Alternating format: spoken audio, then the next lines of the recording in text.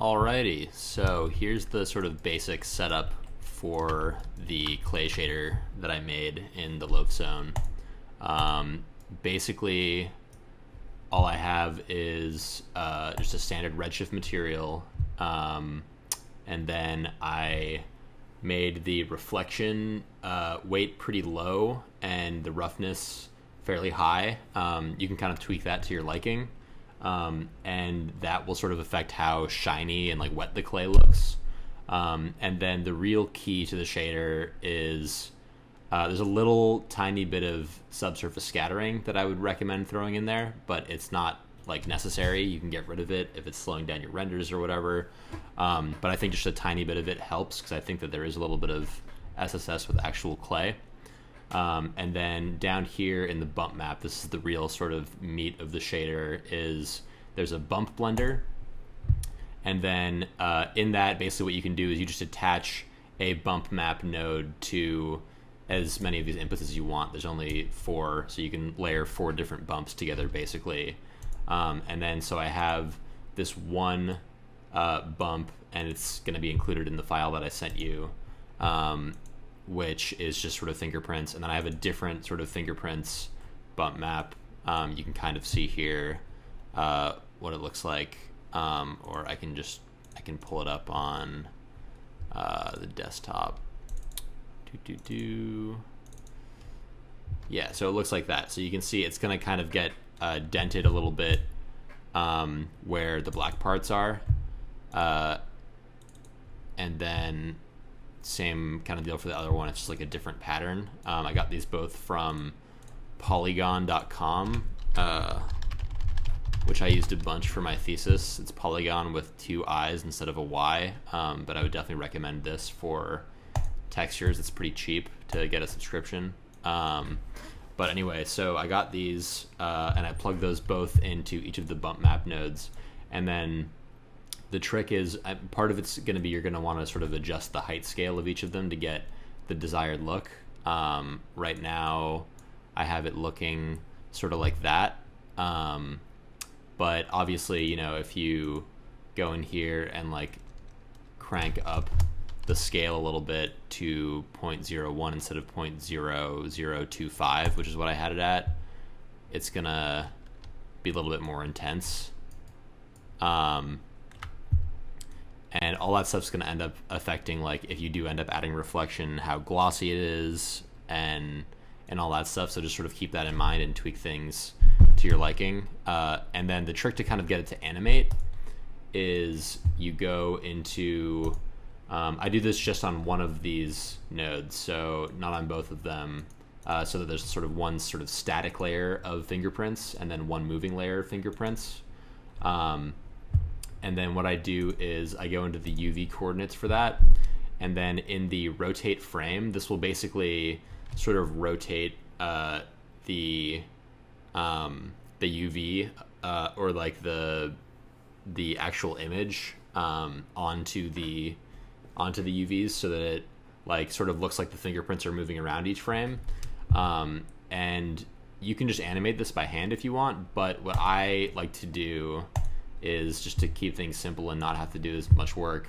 If you press enter frame, it'll just like put the frame that you have on there. But if you put enter frame, sort of 1 degree per frame is not going to be enough of a change. You want it to be more dramatic.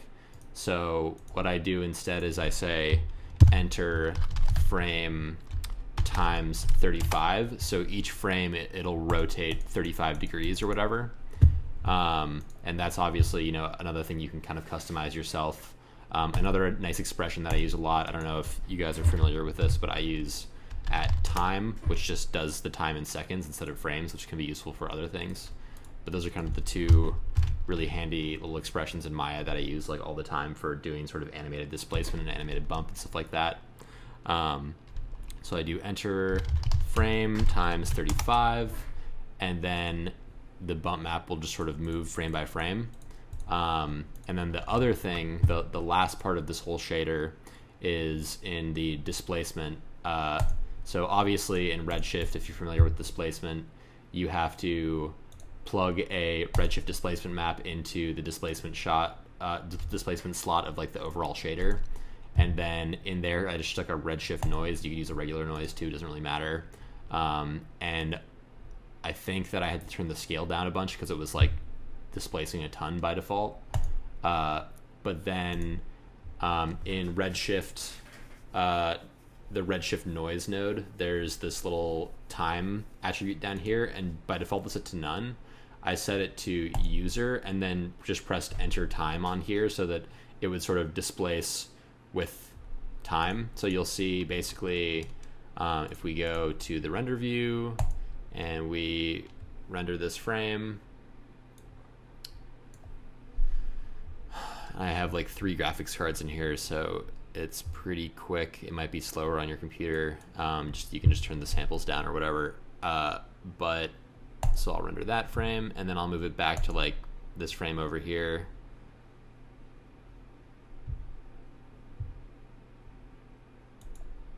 And then I'll move it to, I don't know, the first frame, let's say. And hopefully if there wasn't any kind of errors in the render, it should work fine. So yeah, there you go. It's sort of like moving frame by frame. You can see some of the textures moving and the displacement is moving each frame. So that's happening because, again, in the displacement node, this redshift noise, and then this just has enter time on it. If you put enter frame, I think it would be maybe more dramatic, but you can totally tweak that however you want. Again, it depends on like the look that you want. I would do some sort of animated test to just double check everything. And then obviously the last thing you have to do to get redshift displacement to work is on whatever meshes you want to have displaced, you just have to tell the actual mesh node, the shape node or whatever, in the redshift tab, you say you would want to tessellate it with by turning this on, which is off by default. If you don't have like an insane amount of tessellation already, which you shouldn't. You should be working with pretty low poly stuff generally. And then because you're displacing it, just turn on the displacement down here. And then you can also, if you wanted this one to be more displaced than this one, but you don't want to have different shaders, you could say, yeah, I want the displacement scale to be, 5 times more on this one. And then if we go in here, they have the same shader, but you should see, yeah, more displacement on this guy. And, that's a little too much and you're getting some artifacts down here. But that's just kind of the core concept.